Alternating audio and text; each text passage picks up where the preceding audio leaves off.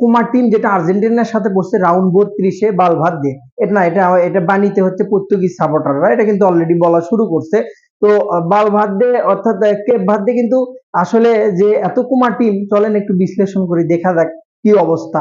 মানে Cape Verde এবারে প্রথম বিশ্বকাপ খেলতেছে, ঠিক আছে, আর্জেন্টিনার চাইতে পিছিয়ে থাকবে, ঠিক আছে, রেজাল্টটা দেখেন আপনি। আপনি তাদের সাইবেরিয়ার মতো টিম বিশ্বকাপে আসার আগে সাইবেরিয়ার মতো টিমকে তারা কিন্তু 3 গোলে হারাইছিল, বারমুডাকে হারিয়েছে।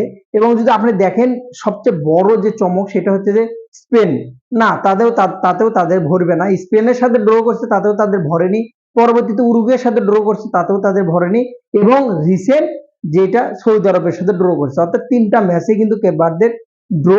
তারপরে কিন্তু সে অর্জন করছে রাউন্ড 32, মাঝখান দিয়ে কিন্তু বাদ করছে বড় বড় দলগুলো। তো এখানে একটা বিষয় ভাই, এখানে কি মেসি গ্যাংস্টার, যারা মেসি গ্যাংস্টার আছে তাদের কি হাত আছে? থাকতে পারে, এটা অবশ্য যারা পর্তুগিজ সাপোর্টার তারা কিন্তু এই জিগিরটা করা শুরু করছে, কারণ তাদের সামনে কিন্তু জাপান আছে, আর জাপানি মাল সবসময়ের জন্য করা হয় সেটা জানেনি, টিকসই মজবুত, সবসময়ের জন্য প্রথমভাবে দূরে ভরে দিলে বুঝতে পারবে, তখন কিন্তু ভিনি টিনি কাউকে খুঁজে পাওয়া যাবে না। কোনো দলকে আমি ছোট করছি না, প্রশ্ন হচ্ছে আমার যেটা, যে ট্রল করবেন করেন, বাট সামঞ্জস্যতা রেখে করেন।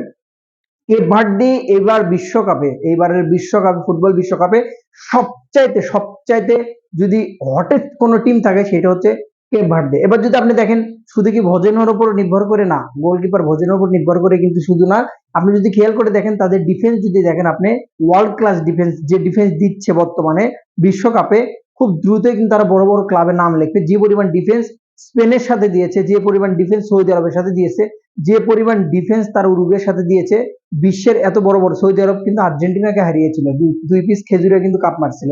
তো 3টা বড় বড় টিমকে কিন্তু তারা গোতা দিচ্ছে। আপনি ভাবেন না যে আর্জেন্টিনার সাথে তারা এতটা সহজে ছাড় দেবে, আর এতটা তারা ওই কুমা টিম, যেটা পর্তুগিজ সাপোর্টাররা বলতেছে, এতটা কুমা টিমও কিন্তু না বালভার্দে।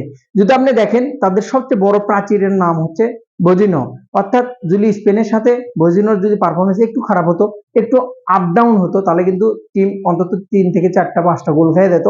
এই সেম কাজটা আর্জেন্টিনার সাথে হবে না কি এমন বলতে পারেন আপনি?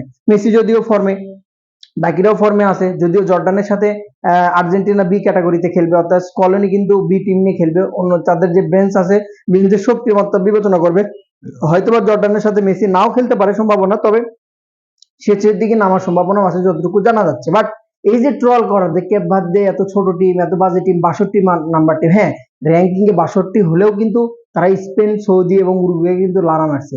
সো তাদেরকে লাড়া মারি কিন্তু তারা এই জায়গার যোগ্যতা দিয়ে আসছে। তো কোনো টিমকে কখনো ছোট করে দেখাটা ঠিক না। তো জাপান এত ভালো টিম বলে, আমরা জাপানের সাথে করছেন বলে যে আর্জেন্টিনা 62 টিমের সাথে আছে, ভাই এটা তো ক্যাটাগরিতে পড়ে, এটা বলেন মেসি গ্যাংয়ের, এটাও বলেন আপনি এটা সিন্ডিকেট, ধরেন ফুটবলের সাথে আছে। সো না পারলে অনেক কথাই চলে আসে, সেটাই হলো বড় বিষয়।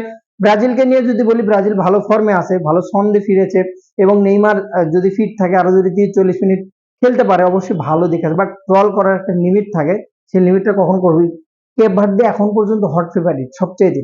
আপনি যদি মিডফিল্ড বলেন, আপনি যদি স্ট্রাইকার যদি বলেন, আপনি গোলকিপার যদি বলেন, আপনি ডিফেন্স যদি বলেন, আপনি এত বড় বড় টিমের সাথে চিন্তা করেন, উরুগুয়ের সাথে 2 গোল খাওয়ার পরে 2 গোল শোধ করে 2 দিয়ে ড্র করছে, সেই টিমটা কি করে ছোট হয়? আমাকে বুঝ দেন, যে বুঝটা পর্তুগিজরা দিচ্ছে, এই বুঝটা আমাকে ভালোভাবে সলিউশন ভাবে সুন্দর করে বুঝে দেন, যে কিভাবে তারা ছোট টিম হয়। এখন পর্যন্ত রাউন্ড 32 দ্বারা খেলার যোগ্যতা অর্জন করছে, বিশ্বকাপে খেলার যোগ্যতা অর্জন করছে। ইতালির মতো দল আঙ্গুল চুষতেছে বাড়িতে বসে, তারা কিন্তু চান্স পায়নি। ইতালি কিন্তু বিশ্ব চ্যাম্পিয়ন একটা দল, ওয়ার্ল্ড ওয়ার্ল্ড কাপ পাইছে, সে ওয়ার্ল্ড ক্লাস একটা দল, বর্তমানে বাড়িতে বসে আঙ্গুল চুষতেছে। অথচ কিন্তু এখানে ক্যাপ ভার্দে কিন্তু খেলতেছে, অথচ পর্তুগিজ সাপোর্টাররা এটা কোনোভাবে মানতে নারাজ, যে আর্জেন্টিনার সাথে যদি ক্যাপ ভার্দে খেলা পরে গেছে অলরেডি, জর্ডানের খেলাটা বাকি আছে, এটা কোনোভাবে তারা মানতে নারাজ, যে না এটা কোনোভাবে হতে পারে না। ভাই ফিফা তো আর সিন্ডিকেট করছে না, সিন্ডিকেট করে ইচ্ছা করে তো আর ফেলায়নি। ক্যাপ ভার্দের কিন্তু আপনার সৌদিকে, উরুগুয়েকে, স্পেনকে মোকাবেলা করেই কিন্তু রাউন্ড 32-এ আসে সামনাসামনি হয়েছে। আর্জেন্টিনা তো আর সৌদির সাথে ক্যাপ ভার্দের হয়ে খেলতে দিতে যায়নি, স্পেনের সাথেও কিন্তু ক্যাপ ভার্দের হয়ে খেলতে দিয়ে আসেনি, যে অটোমেটিক তাদের যোগ্যতা অনুসারে আসছে। তো ছোট করার আগে এই চাপাবাজের কারণে ব্রাজিল এই অধপতন। না, সামনের ম্যাচে যে মানে ব্রাজিল যে বিদায় হচ্ছে, এটা আমার মন বলতেছে, এটা ব্যক্তিগত প্রেডিকশন, যে জাপান 2, ব্রাজিল 1, এই প্রেডিকশনটা আমি দিয়ে গেলাম। তবে স্পেশাল একটা ভিডিও শেষে কথা বলি, কেপ ভার্দে বা যে টিমই হোক ছোট করার কোনো কারণ নাই। আর্জেন্টিনা যে পরিমাণ ফর্মে আছে, তাতে করে চিন্তারও কারণ আছে, কারণ মিডফিল্ড যদি আপনি দেখেন, উইঙ্গার যদি আপনি বলেন, ফিনিশিং এ যদি দেখেন, এক মেসি ছাড়া এখন পর্যন্ত ফিনিশিং শেষ ঠিকঠাক ভাবে ভালো করতে পারছে না, মার্টিনেজও ভালো পারছে না, আলভারেজও ভালো করতে পারছে না, বারোকে নামানো হচ্ছে না, সব মিলে কিন্তু টেনশনে আর্জেন্টিনাও কিছুটাও থাকবে। দিন শেষে সাপোর্ট করবেন নিজের ভাই, ফ্যামিলি, পরিবার, কারোর সাথে ঝগড়া করবেন না। বন্ধু বান্ধব, এত বছরের বন্ধু বান্ধব, তাদের সাথে কখনোই দ্বন্দ্ব করবেন না, তর্কে জড়াবেন না, খেলাকে এনজয় করুন, ভালোবাসুন। এবং আমি যেটা ব্যক্তিগতভাবে মনে করি, মেসি নেইমার এসে আপনাকে কখনোই ফ্যামিলির ভাত জুটিয়ে দিবে না। সো ভালোবাসেন, সাপোর্ট করেন, আমিও করি, সেটাকে তর্কে জড়াবেন না। Best of luck. ভালো